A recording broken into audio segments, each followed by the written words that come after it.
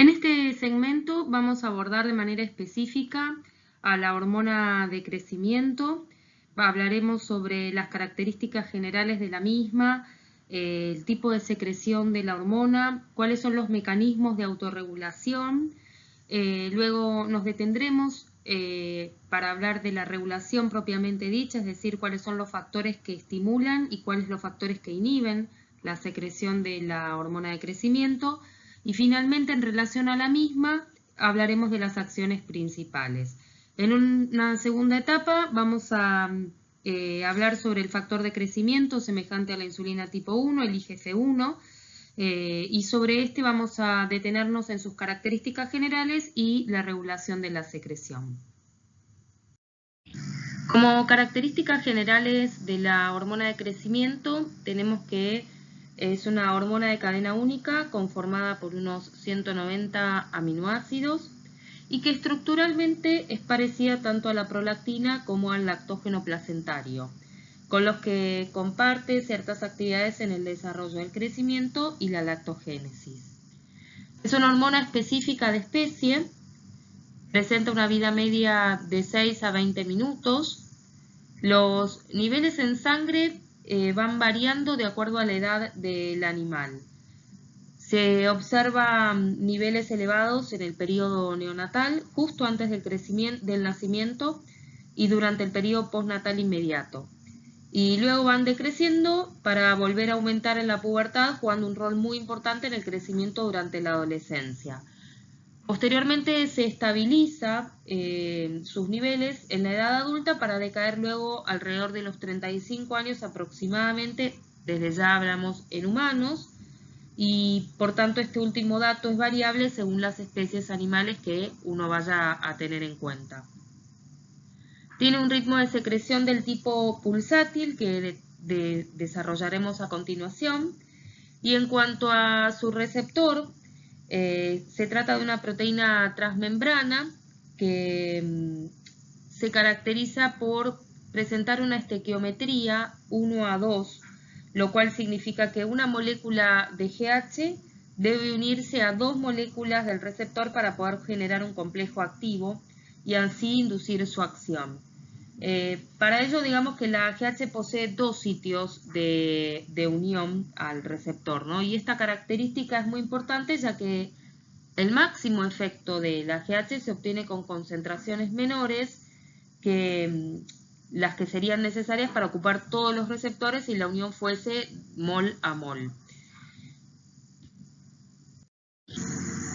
En cuanto a lo que es la secreción de la hormona de crecimiento, se describe como una secreción del tipo rítmica y alternante, lo que lleva a una secreción del tipo episódica. Esto se traduce a su vez en una liberación pulsátil, con pulsos de mayor frecuencia e intensidad por la noche, coincidente con el sueño de ondas lentas.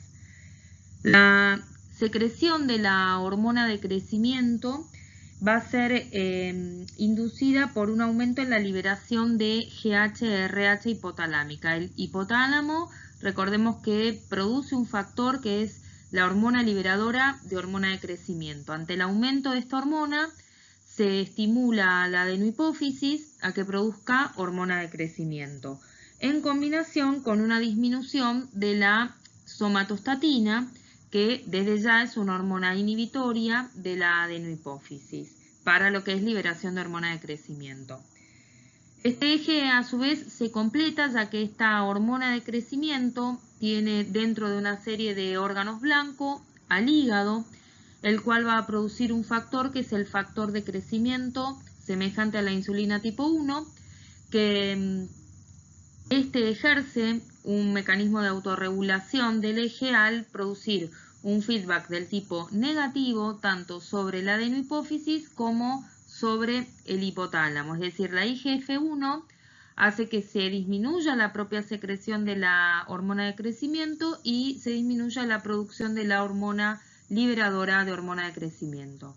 Asimismo, la IGF-1 para generar este efecto lo que hace es estimular a la somatostatina.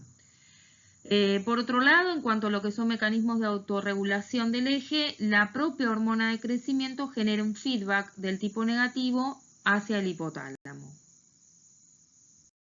Además de la GHRH y de la somatostatina, que nombramos recién como factores que regulan la síntesis y secreción de hormona de crecimiento, tenemos otros factores que participan en su regulación, entre los cuales podemos destacar como factores estimulantes, bueno, la GHRH nombrada, la dopamina, la serotonina, la acción alfa-adrenérgica, las endorfinas, la sustancia P, la ADH y la colecistoquinina.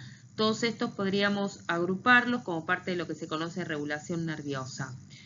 El estrés también es un factor estimulante para la liberación de GH, actuando a través del sistema límbico. Esto puede, por ejemplo, verse tras una situación estresante como podría ser una hemorragia, una cirugía, el dolor, llevan aumentos de GH. Hay factores también nutricionales que regulan la liberación, entre los cuales tenemos a la hipoglucemia. En sí, la glucemia lo que hace es actuar modulando la liberación de somatostatina hipotalámica, al modificar la transmisión adrenérgica y por tanto la actividad ya sea alfa-2 o beta adrenérgica en las neuronas somatostatinérgicas. La hipoglucemia estimula los receptores del tipo alfa-2, que al inhibir la secreción de somatostatina produce aumento de la hormona de crecimiento. Tenemos también la disminución de los ácidos grasos libres y el ayuno como factores estimulantes nutricionales. También el sueño de ondas lentas, este es uno de los estímulos fisiológicos más potentes y actúa a través del sistema límbico. Cuando hablamos del sueño de ondas lentas, dentro de las distintas etapas del sueño, acá particularmente nos referimos al sueño profundo en la etapa 3 y 4. Y otros factores que podríamos nombrar son los estrógenos, el glucagón y la vasopresina.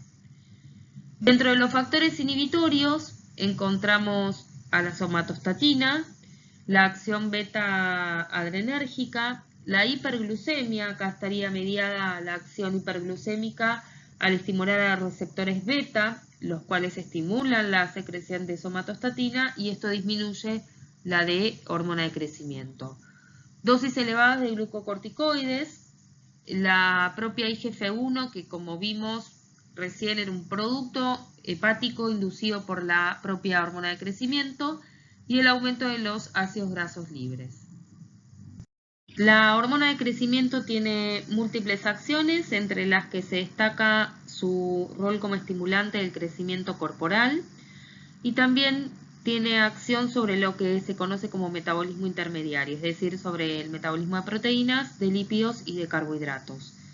Particularmente tiene una acción anabolizante, es decir, favorece el anabolismo proteico, para lo cual la hormona activa todos los procesos implicados en la neosíntesis de proteínas, favoreciendo para ello la captación de aminoácidos, el aumento de la síntesis de ARN mensajero, aumenta la actividad enzimática, sobre todo en hígado. En relación a lo que son las grasas, la acción de la hormona de crecimiento es una acción catabólica al inducir lipólisis, movilizando de este modo los ácidos grasos libres, los cuales aumentan desde ya en plasma y son utilizados como fuente de energía. Este efecto lo que permite es un ahorro de hidratos de carbono y de proteínas. En relación a los hidratos de carbono, es bien conocida la acción de la hormona de crecimiento como hormona hiperglucemiante, debido a que disminuye las vías implicadas en la utilización de glucosa, ¿sí? De ahí lo que se conoce como la acción antiinsulínica de la hormona. También conocido esto como antagonismo insulínico por competencia. Esta situación favorece desde ya la conservación de hidratos de carbono. En el músculo favorece la captación de aminoácidos y la síntesis de proteínas, aumentando la masa muscular. A nivel hepático estimula la síntesis de IGF-1 o factor semejante a la insulina tipo 1, estimula la síntesis de proteínas y la gluconeogénesis. Y en relación a lo que es el metabolismo óseo, estimula la osificación endocondral, perióstica e intramembranosa. El crecimiento largo de los huesos ocurre por alargamiento de la diáfisis, y siendo que el desarrollo longitudinal depende del cartílago de crecimiento, este va a ocurrir siempre y cuando las epífisis se encuentren abiertas. En ese caso, lo que hace con epífisis abiertas, la hormona de crecimiento favorece la condrogénesis. En tanto que tras la pubertad, este tipo de crecimiento se ve interrumpido por el aumento de los esteroides sexuales, que en el caso de los machos se van a generar por un proceso llamado aromatización de la testosterona, ya que el estradiol lo que hace es bloquear la proliferación del cartílago.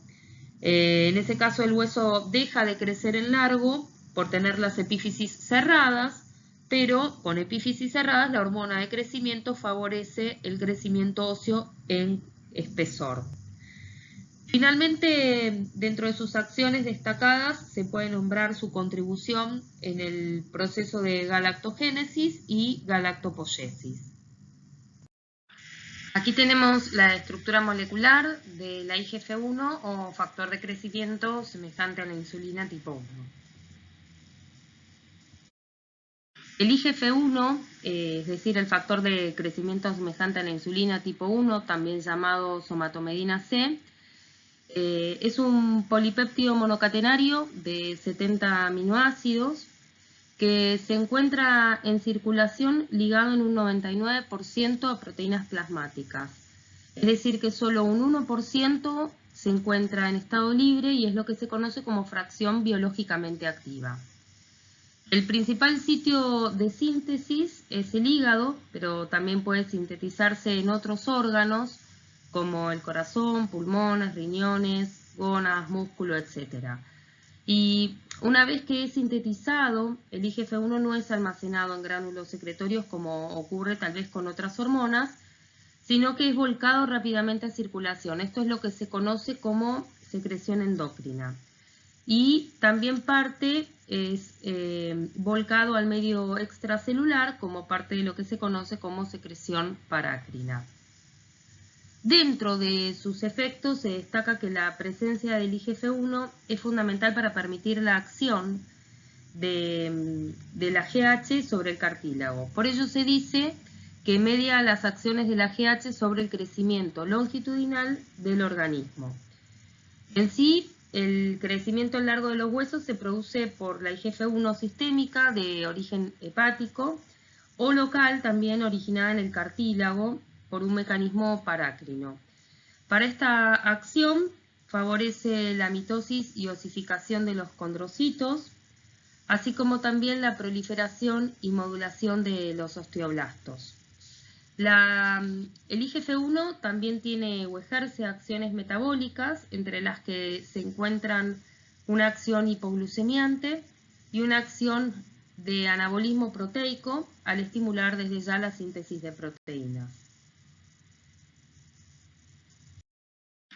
En cuanto a su regulación, la formación hepática de estas somatomedinas está estimulada por la acción de la hormona de crecimiento, la prolactina, el lactógeno placentario, tiroxina, insulina, progesterona y proteínas dietarias, en tanto que está inhibida por los glucocorticoides, los estrógenos, los estados de malnutrición, enfermedades hepáticas y enfermedades renales.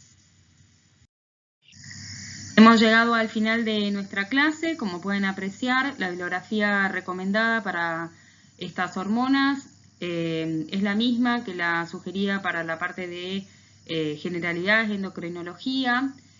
Como pueden ver, el libro de Fisiología Humana de Tres Guerres, el Tratado de Fisiología Médica del Guyton, Fisiología Veterinaria del Cunningham y Fisiología Humana del Hussey son buenos libros como para poder continuar el estudio de estas hormonas. Bueno, finalmente les agradezco a todos por su atención.